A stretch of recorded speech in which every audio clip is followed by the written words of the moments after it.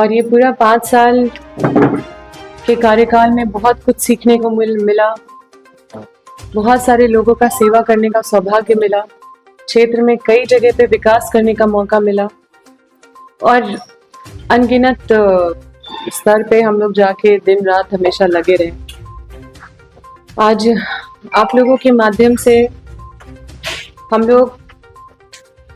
लोगों तक यही पहुंचाना चाहते हैं कि 5 साल के कार्यकाल में हम लोगों को अपना सेवा देते रहे और लोगों का बहुत प्यार और समर्थन मिला। ये पूरा 5 साल चुनौतियों से भी भरा हुआ था। 2 साल हम लोग कोविड में रात दिन एक किए और उसके बाद 3 साल के समय में भी बहुत सरकार विपत्ति में उसको डाला गया। कभी हम लोग सरकार बचाने के लिए लगे रहे, तो उसमें भी बावजूद उसके हम लोग बड़कागांव में ऐतिहासिक काम किए हैं और उसका रिपोर्ट कार्ड आज हम आप लोगों को पेश करने के लिए ये प्रेस कॉन्फ्रेंस रखे, क्योंकि हम लोग को कभी समय नहीं मिला।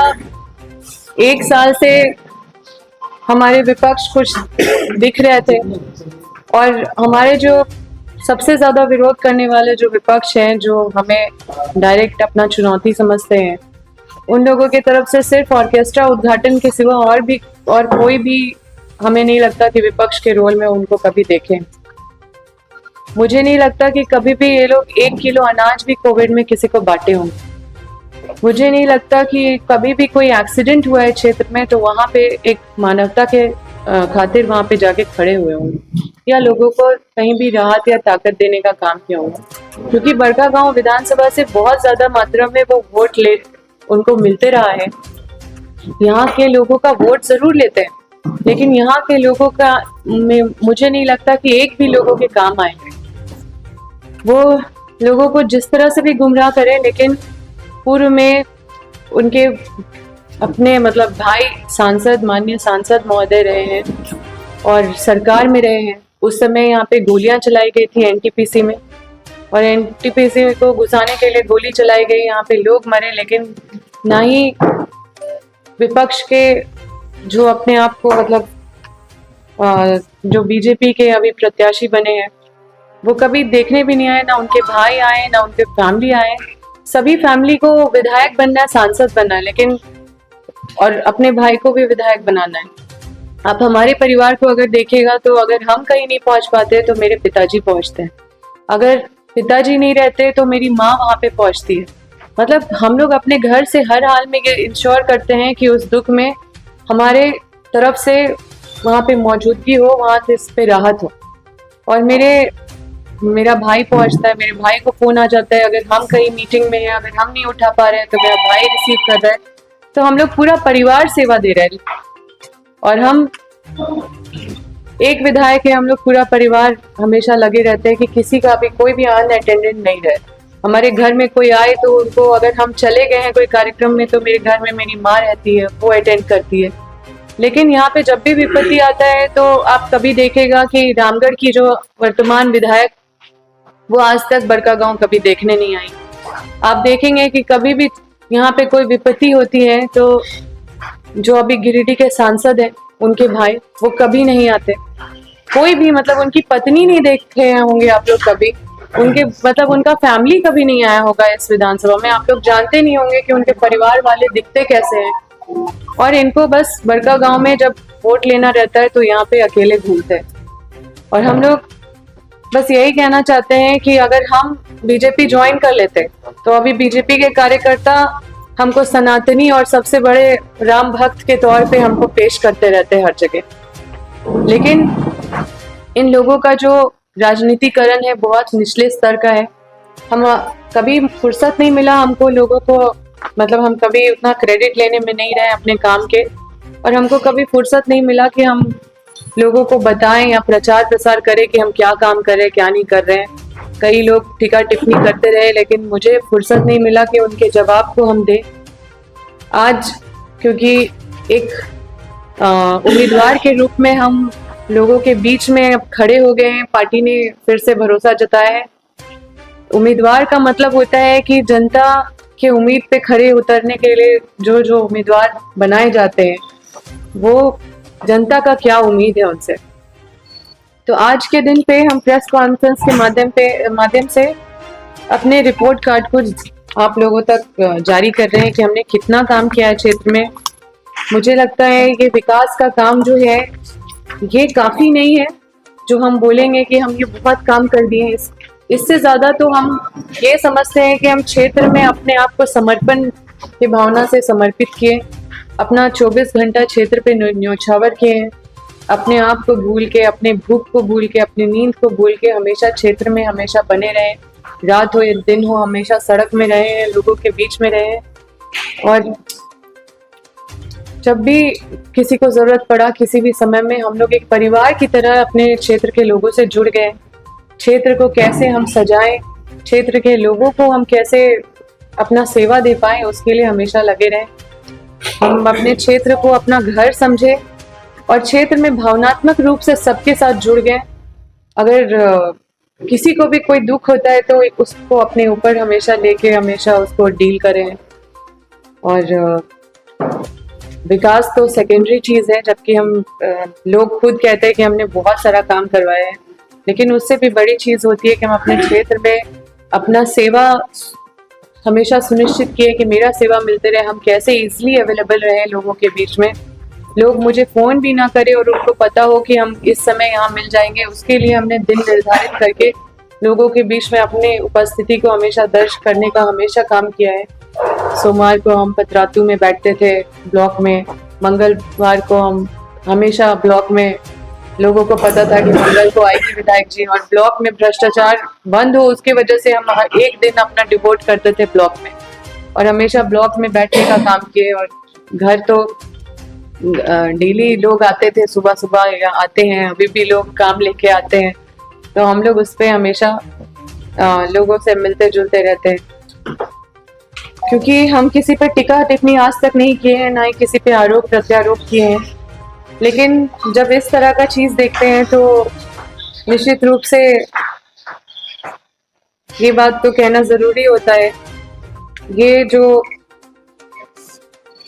पूर्ण गारंटी जो हमारे श्री रोशन लाल चौधरी के द्वारा जो निकाले गए हैं, जो सबसे ज्यादा हमारा मतलब प्रोपेगेंडा करते रहते हैं, क्योंकि उनका गारंटी कार्ड हमारे हाथ में आया है तो हम सोचे कि इस पे जरूर बोलना चाहिए कि पता नहीं बड़कागांव क्षेत्र के लोगों को वो कितना मतलब क्या समझते हैं।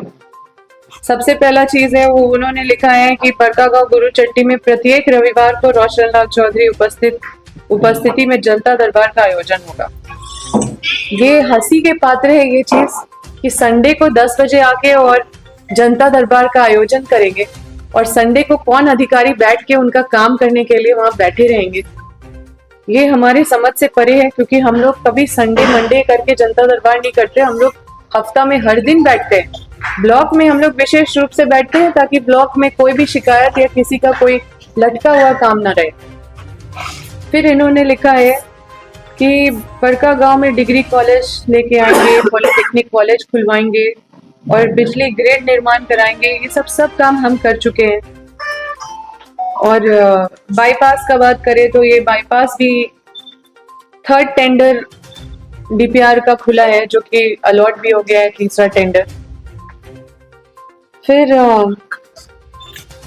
इन्होंने एनटीपीसी का जिक्र किया है। सबसे पहले तो ये हंसी का बात है कि आज तक इन्होंने एक आंदोलन नहीं किया है, एक केस नहीं हुआ होगा इनके ऊपर, एक मुकदमा नहीं हुआ होगा इनके ऊपर, एक स्टेटमेंट नहीं दिया होगा।